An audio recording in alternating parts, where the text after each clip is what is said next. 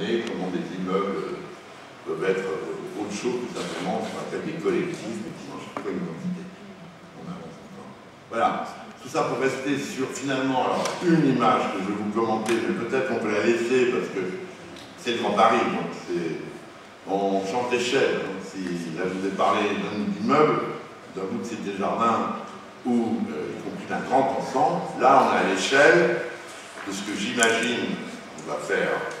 Ça, c'est mon Grand Paris, c'est le Grand Paris de mon équipe. Il y a 10 équipes d'architectes, mais il se trouve que toutes ces équipes ont un peu raconté beaucoup de choses communes, ce qui est assez étrange d'ailleurs quand on connaît les égos des architectes, qui sont en général surdimensionnés, comme le mien d'ailleurs, c'est un orfèvre qui vous parle.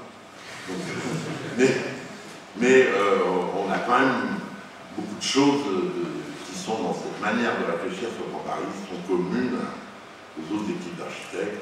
Moi je dis 1000 et un villages dans le Grand Paris, les nouvelles 1000 et un bonheurs parisiens.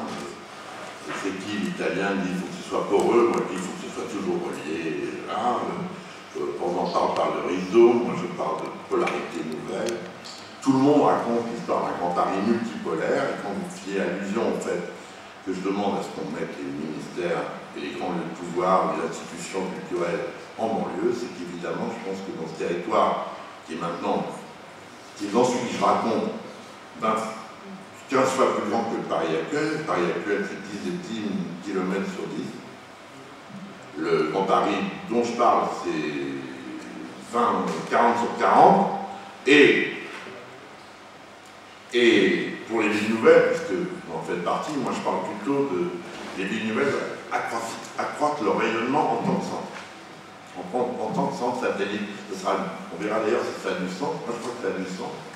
Plutôt que simplement rattaché à Paris. Enfin, juste pour vous montrer cette image, raconte quoi? Alors bon,